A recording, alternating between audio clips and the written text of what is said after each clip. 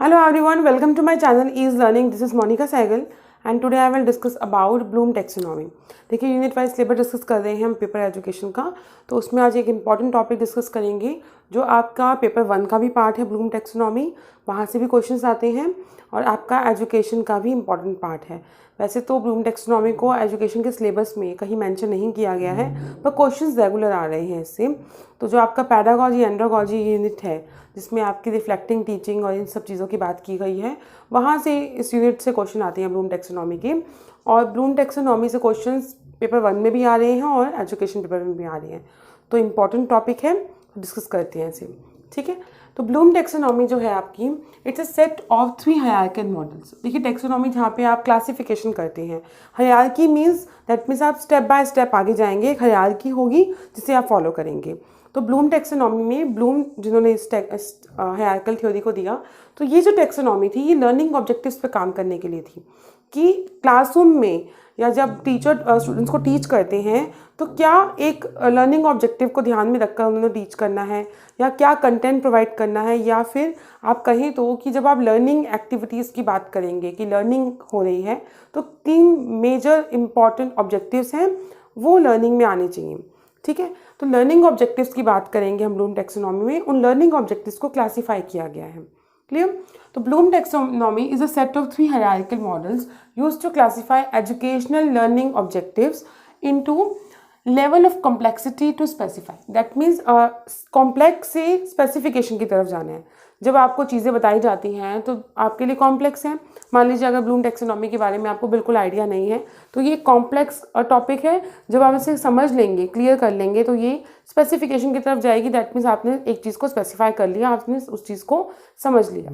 या आप कोई भी स्किल जब सीखते हैं, कुछ भी लर्निंग कर रहे हैं, तो वो कॉम्प्लेक्स होती है जब तक आप उसे सीखते नहीं हैं। तो कॉम्प्लेक्सिटी से स्पेसिफिकेशन की तरफ जाना, ठीक है, ये आपके पेपर 1 का पार्ट है।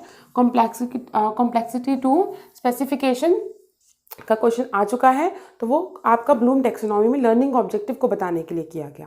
अब जिन लर्निंग ऑब्जेक्टिव्स की हम बात कर रहे हैं वो 3 टाइप से हैं। ठीक है, लर्निंग ऑब्जेक्टिव्स की हम बात कर रहे हैं वो है आपके cognitive, effective and sensory domains. ठीक है, cognitive, effective and sensory domains. तो आपको मैंने पहले भी कॉग्निटिव का मतलब समझाया था, 1 बाय 1 डिस्कस करेंगे इसे। Cognitive domain that means development of mental skills, mental abilities या एक्विजिशन ऑफ नॉलेज। ठीक है, मेंटल स्किल्स की बात करेंगे, मेंटल एबिलिटी की बात करेंगे, तो सबसे मोस्ट इंपॉर्टेंट डोमेन तो आपका कॉग्निटिव डोमेन है। ठीक है, और इसी की सब क्लासिफिकेशन जो और पार्ट हैं उसी से क्वेश्चंस आते हैं। तो कॉग्निटिव डोमेन जिसमें आप मेंटल एबिलिटीज़ की बात करेंगे। Then we have effective domain. Effective related होता है with our emotions, feelings, values, motivation and attitude. देखिए लर्निंग में इफेक्टिव डोमेन का भी बहुत इंपॉर्टेंट रोल है, क्योंकि इमोशनली भी आप बहुत कुछ चीज़ें सीखते हैं। जब आप लर्निंग ले रहे होते हैं या लर्निंग करते हैं हम, तो बहुत चीज़ें होती हैं जो आपको इमोशनली इफेक्ट डालती हैं। जैसे कि इसमें आपके इमोशंस आ जाएंगी, आपकी फीलिंग्स आ जाएंगी, वैल्यूज़ आ जाएंगी, मोटिवेशन, एटीट्यूड। ठीक है, इसका रोल होता है आपकी लर्निंग पे। क्लियर? क्यों? क्योंकि मान लीजिए किसी टीचर जो आपको बहुत ही पसंद है और उनसे आपको उनके साथ स्टडी करने का मौका मिल गया, उनके थ्रू जो दी गई मोटिवेशन है, तो आपको चीज़ें जल्दी समझ आएंगी। और एक तरफ वो टीचर है जो आपको बिल्कुल पसंद नहीं है, उनकी क्लास में जाना आपको पसंद नहीं है, कितना भी वो अच्छा टीच करेंगे आपको समझ नहीं आ रहा, क्योंकि आपके माइंड में चीज़ें फिक्स हो गई, इमोशनली आप कनेक्ट नहीं कर पा रहे अगर, तो आपको चीज़ें कम समझ आएंगी। ठीक है, दैट मीन्स यहाँ पे क्या है कि आपकी फीलिंग, वैल्यूज़, मोटिवेशन, एटीट्यूड का भी लर्निंग पे इफेक्ट आता है। तो ये इफेक्टिव डोमेन में भी आपका लर्निंग पार्ट है जो है सेकंड डोमेन। थर्ड डोमेन है आपका साइकोमोटर डोमेन। ठीक है, जिसे कॉग्निटिव कहा, सेंसरी मोटर कहा, बाद में डिस्कस करते हैं इसे भी।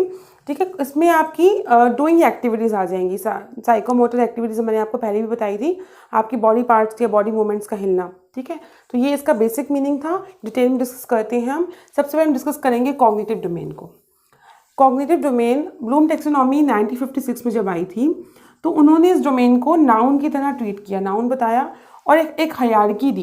ये कॉग्निटिव के पार्ट हैं आपके, जिसमें उन्होंने बताया कि सबसे पहले आपको नॉलेज मिलेगी, सिर्फ नॉलेज मिल रही है। जैसे मैंने आपको यूनिट 1 के जो सिलेबस बताया था, तो आपको सिर्फ एक नॉलेज मिल गई हर पार्ट के लिए।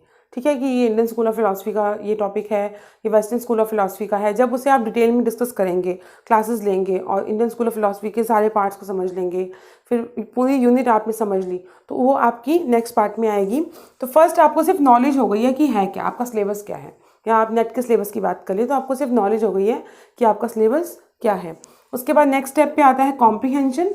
कॉम्प्रीहेंशन जिसमें हम क्या करेंगे, चीज़ों को अंडरस्टैंड करेंगे, ठीक है।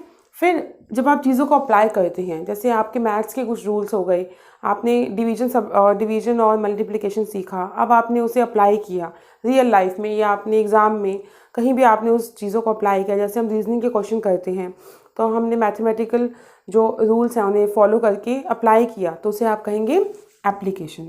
एनालिसिस जिसमें हम एनालाइज करते हैं। अब जैसे आपका नेट का रिजल्ट आएगा और अगर क्लियर नहीं होता तो आपने हर चीज़ को एनालाइज किया, उसे अच्छे से देखा कि क्या कमी रह गई या आपको कहाँ काम करने की ज़रूरत है, आपकी कौन सी ऐसी यूनिट है जहाँ पर आपकी कमांड नहीं है, उसको आपने रिवाइज़ करना है या उसको दोबारा स्टडी करना है। तो आप हर चीज़ को अच्छे से एनालाइज कर रहे हैं, स्टडी कर रहे हैं, ठीक है। फिर आया आपका सिंथेसिस जिसमें आप क्रिएट करते हैं कुछ चीज़ें। और लास्ट में इसमें आया इवैल्यूएशन जो अब चेंज हो चुका है, ठीक है। ये 1956 के हिसाब से ब्लूम टैक्सोनॉमी थी। अब इस चीज़ को रिवाइज करके 2001 में दोबारा दिया गया, जिसमें नॉलेज का नाम दे दिया गया रिमेंबर, सिर्फ आप रिमेंबरिंग करते हैं चीज़ों की। और कॉम्प्रीहेंशन का नाम दे दिया गया अंडरस्टैंड, जिसमें हम चीज़ों को समझेंगे, मतलब सेम है, नाम चेंज कर दिया। एप्लीकेशन को दे दिया अप्लाई, जिसे आप अप्लाई करेंगे।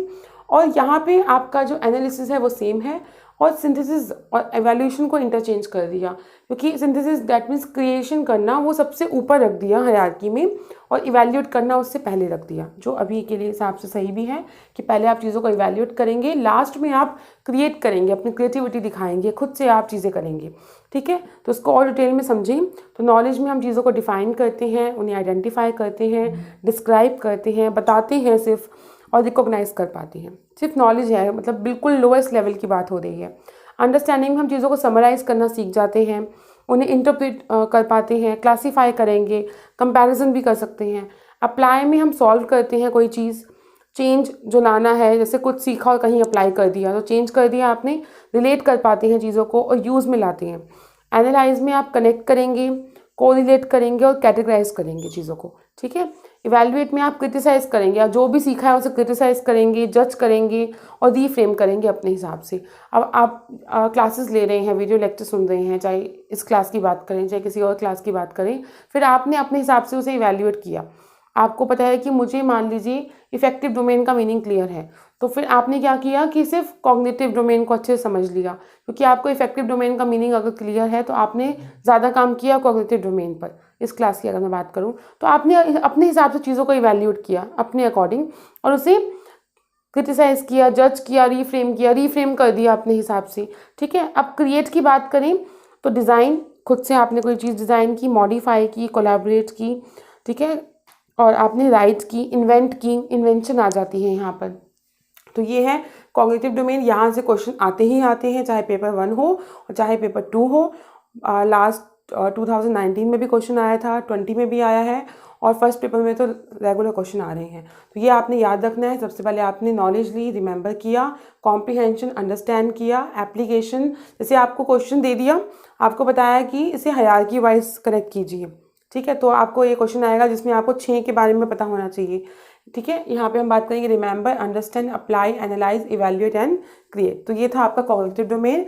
अब बात करते हैं इफेक्टिव डोमेन की, जो आपकी फीलिंग से कनेक्टेड है, ठीक है। इसमें जैसे देखिए, सबसे पहले हमने चीज़ों को, जो भी आप लर्निंग कर रहे हैं उसे रिसीव किया, उस पर रिस्पॉन्ड किया, रिस्पॉन्ड के बाद वो वैल्यू हमने ली अपने अंदर, ठीक है। वो वैल्यू क्या मिली, ऑर्गेनाइज किया उस वैल्यू को, लास्ट में इंटरनलाइज की उस वैल्यू को अपने अंदर। इसका बेस्ट एग्जांपल यही होगा कि कुछ टीचर या कोच मान लीजिए जो आपको ट्रीट कर रहे हैं, आपको ट्रेनिंग दे रहे हैं, तो उस कोच की जो भी क्वालिटीज़ होंगी, जब हम बहुत कनेक्ट हो जाते हैं तो वो क्वालिटीज़ आप अपने अंदर भी ले लेते हैं, वो वैल्यूज़ आप अपने अंदर इंटरनाइज भी कर लेते हैं जो आपको पसंद होती हैं, ठीक है। जो आपको ट्रेन करते हैं या जो भी चीज़ें इफेक्टिव डोमेन का पार्ट है, मोटिवेट करेंगी आपको, आपके एटीट्यूड पे इफेक्ट डालती हैं, फीलिंग्स, वैल्यूज़, इमोशंस की बात करेंगे, तो वो हम वैल्यूज़ को इंटरनलाइज भी कर लेते हैं। इसके बाद करते हैं साइकोमोटर डोमेन, जिसे कॉग्निटिव डोमेन भी कहते हैं। रिफ्लेक्स मूवमेंट से स्टार्ट होती है। रिफ्लेक्स मूवमेंट आपको मैंने पहले भी बताया था एक क्लास में कि रिफ्लेक्स मूवमेंट जैसे हमारी पलकों का झपकना, धीरे धीरे और भी मूवमेंट्स होती हैं जो बचपन से आते आते ख़त्म होती रहती हैं, ठीक है। तो उससे रिफ्लेक्स मूवमेंट बच्चों से याद रखना है आपने। रिफ्लेक्स मूवमेंट से स्टार्ट हुआ, बेसिक मूवमेंट पे आए, छोटे बच्चों को अगर याद रखें तो रिफ्लेक्स मूवमेंट बहुत सारी होती है उन्होंने, जैसे हैंड को होल्ड कर लेना, उनकी पलके झपकना आपकी थ्रू आउट द लाइफ चलेगी। बेसिक मूवमेंट, अब हाथ पैरों को हिलना शुरू हो चुका है। परसेप्चुअल एबिलिटी, अब जैसे जैसे बच्चे ग्रो होते हैं तो उनमें परसीव करने की एबिलिटी इंप्रूव होती है, चीज़ों को समझ जाते हैं, एक इशारे पे भी चुप होना सीख जाते हैं वो, ठीक है। उसके बाद फिजिकल एबिलिटी, फिजिकली एबल होते हैं, चलना सीखते हैं, भागना सीखते हैं, साइकिलिंग सीखते हैं। स्किल्ड मूवमेंट, कोई ना कोई स्किल सीखेंगे वो। उसके बाद non discursive communication, that means communicate करना सीखते हैं। अब सामने खड़े होकर स्टेज परफॉर्मेंस देना उन्हें आता है, और अपने हाथ पैरों का हिलाना, उस पर कब मुझे हाथ हिलाना है, कब पैर हिलाना है, या कैसे एक स्टेज परफॉर्मेंस देनी है, कम्युनिकेट कैसे करना है, ये सब चीज़ें उसमें आ जाएंगी साइकोमोटर में। बॉडी मूवमेंट्स की बात हो रही है यहाँ पर, ठीक है। तो ब्लूम टैक्सोनॉमी ब्लूम ने दी थी। टैक्सोनॉमी, इसमें लर्निंग ऑब्जेक्टिव्स को 3 पार्ट्स में कैटेगराइज किया गया। फर्स्ट है आपका cognitive, which is very important, जिसमें आप मेंटल स्किल्स और मेंटल एबिलिटीज़ की बात करेंगे, जो आपका 1956 में आया था और 2001 में उसे रिवाइज किया गया। Knowledge, which is remember, comprehension, which means understand, then we have application which is also known as apply, analysis is also known as analysis। उसके बाद इसको इंटरचेंज कर दिया, evaluate and then we have create। तो इसके detail explain करने के बाद we have effective domain, जिसमें आप relate with your emotions, feelings, values, attitudes, ठीक है। start with receiving, responding, valuing, organizing and internalize values। psychomotor domain और body movements, जिसमें आप cognitive, reflex movement, basic movement, ये भी आपने हायरार्की में करना है। इससे क्वेश्चन कम आते हैं पर आपको कंप्लीट नॉलेज होनी चाहिए। Perceptual ability, physical ability, skilled movement and non discursive. So ये थी ब्लूम टैक्सोनॉमी। आई होप आपको वीडियो हेल्पफुल लगी होगी। So please subscribe to my channel and hit the bell icon for latest update. Thank you.